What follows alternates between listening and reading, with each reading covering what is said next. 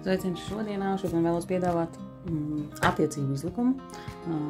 Izvēlies vienu kartiņu no šīm MAK, jeb metaforiski asociatīvajām kartiņām.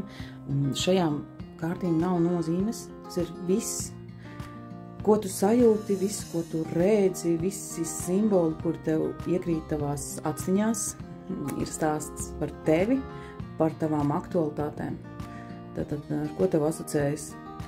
Tu ievēro, šeit ir mēnesis kaut kādas asociācijas vai ar ciklu un saule, un te ir viņš un viņa, kuģis, ūdens, kalns. Tātad, ar ko tev asociējās šie simboli vai kādas ir tavas sajūtas, skatoties uz šo kartiņu? Šeit arī sievietē ļoti skaisti gari mati ir. Ko tev nozīmē gari mati sievietei?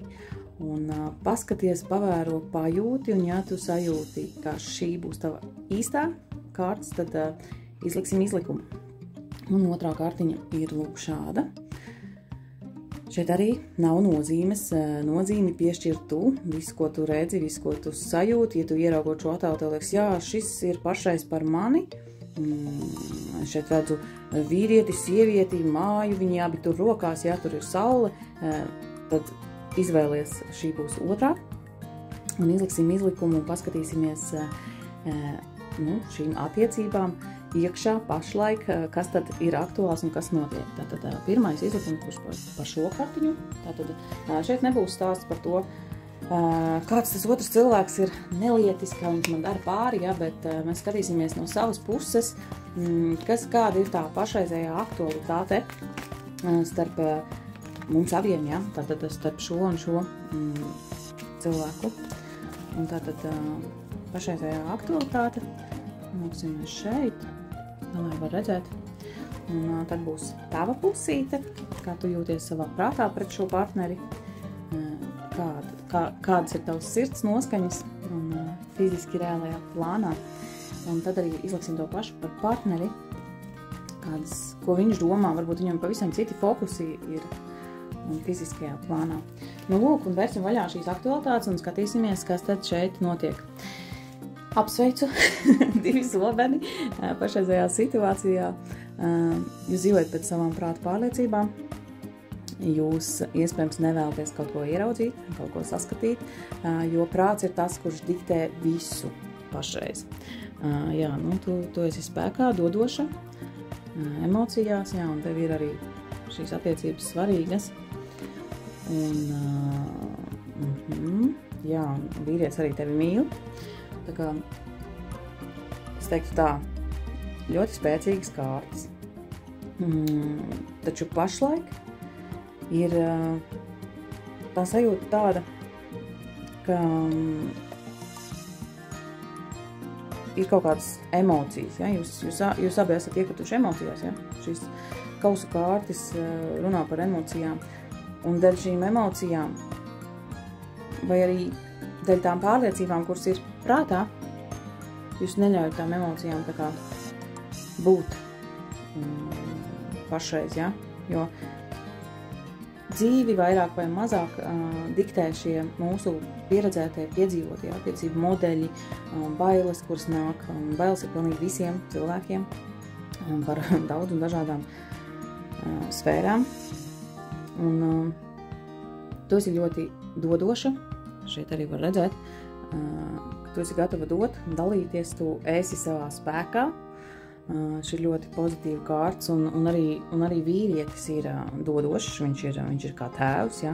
Tātad visi augļi ir uz galda, un muskuļi, un viss tajā prāta, tā teikt, plānā ir viss kārtībā. Arī sirdī viss ir kārtībā, jo jums ir šīs emocijas, šī kausi, ja? Šis 5 strūklis runā par mūsu 5 maņām, par to, ka mēs caur šīm maņām varam sajust, jā, tad mums ir garša, tauste, redze, dzirde un sajūta kā tāda. Es nezinu, vai es nosauc visas 5, es parasti kaut ko aizmirstu, bet jūs man ideju sapratāt.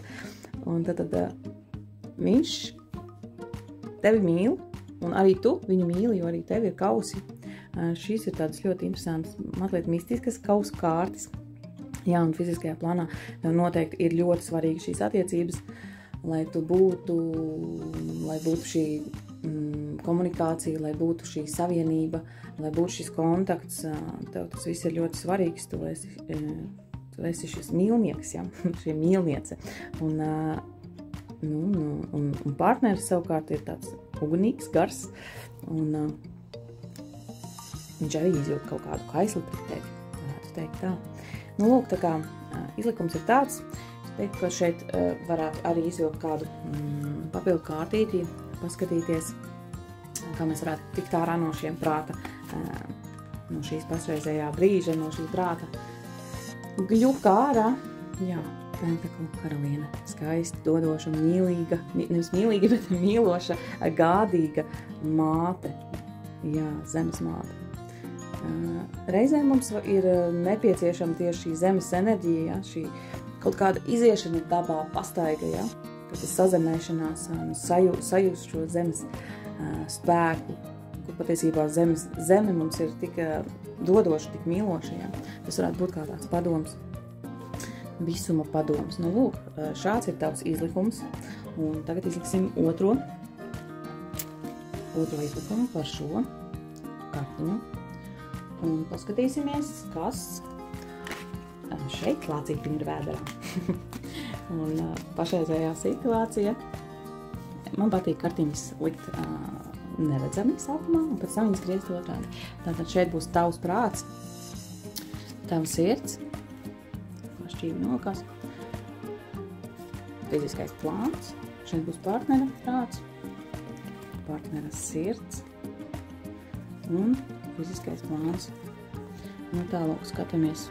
Atkal skaistie zobeni, skaistais prāts, kā viņš kūrē mūsu dzīvi. Mēs esam gatavi pakļauties, noticēt tam prāta gļukam, kurš mūs ved uz priekšu. Ja? Tātad šeit pilnīgi neko neredzu, neskatos, es vienkārši paļaujos uz savu prātu, es turu zobeni rokās, ja? Tad aiz muguras ir vēl 5 zobeni, un kaut kāds melns tēls mani ved kaut kur pretī mēnesi gaismai.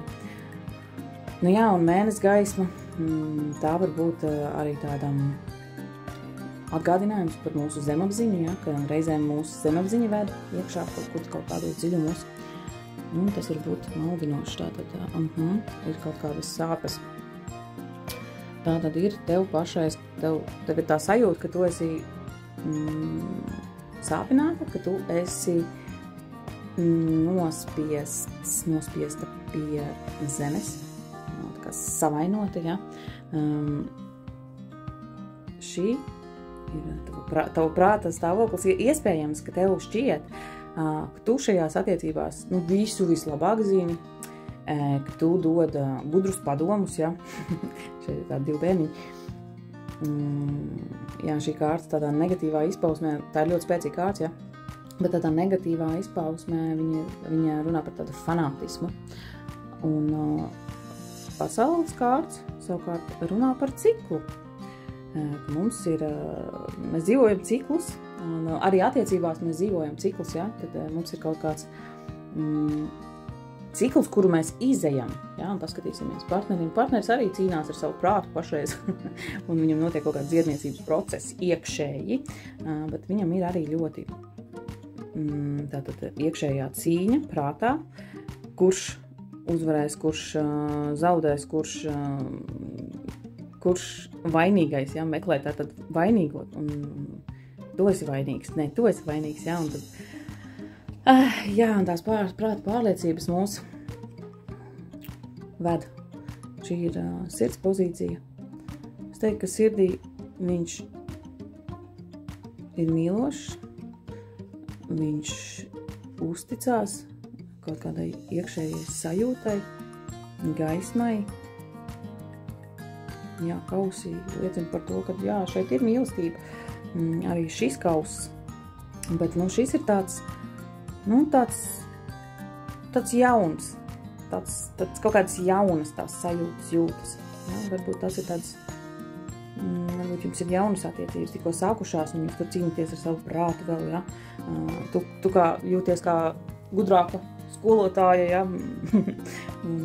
un varbūt pašreiz tas ir jūsu tas mērķis, tātad iekopt kaut kādu mājiņu, ja, kaut kādu vidi iekārtot, un te ir tā reālā cīņa, kas starp jums notiek, jā, kurš cīnās savā prātā, kurš cīnās fiziskajā plānā. Nu tālūk, paldies par uzmanību. Es ceru, ka tev kaut kas noderēja, ka tev kaut kas norezonēja. Vari dalīties ar šo video, vari komentēt, vari jautāt, vari pierakstīties pie manis uz izlikumiem.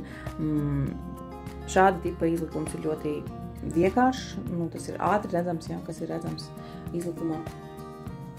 Ja gribās padziļinātāk, tad jau tas ir cits stāsts. Nu, lūk, šādas bija 2 kartiņas. Pirmā kartiņa un otrā kartiņa. Liekas ļoti skaisti jautājumi. Ļoti, ļoti skaisti. Un arī pie šīm kartiņām var padomāt arī par, kur skatās šie cilvēki, ja? Vai viņi skatās sevi, vai viņi skatās uz partneri. Šeit, piemēram, ir kontakts. Un tā sajūta, kur tev nāk no sirds, elpas, tā arī būs tā īstā sajūta. Un arī šiem attēliem, šeit arī attēli ļoti daudz runā, ja, par situāciju. Šeit no attēliem arī var ļoti daudz, tu pats nezinot taro kāršu nozīmi, tu no attēliem var arī tā ievērot, ja, tātad šajā attēlā. Nu, kurš tad esi tu? Ja, varbūt tu esi kaķis, varbūt uz grāmatu, nu, savā prātā. Un arī šeit, ja. Tā ir tev sajūta pašreizējā fiziskajā plānā. Man patīk vienmēr izlikumos nevis fokusēties uz partneri, ja, kas ir šeit, šajā pusē, bet fokusēties uz šo otro pusi. Un šeit arī izvilksim vienu tādu padomiņu, ko mēs varētu darīt, kas varētu mums palīdzēt. Izvilkās 10 zīžļi, kā padoms. Jā, nu droši vien jau, kad nedzīvo tajā savā prātā un reāli kaut ko darīt, kaut kur iet, sekot savai gaismai, varbūt arī neuzkraut pārāk daudz sev uz pleciem. Tas arī ir viens no tādiem vēstījumiem, jā, tu vari savus ikdienišķos uzdevumus izdalīt, arī padalīt kādam citam. Tev nav viss jādara vienai pašai. Un, jā, tas būtu kā visuma padoms. Nu, lūk, veiksmīgi dieniņu tev!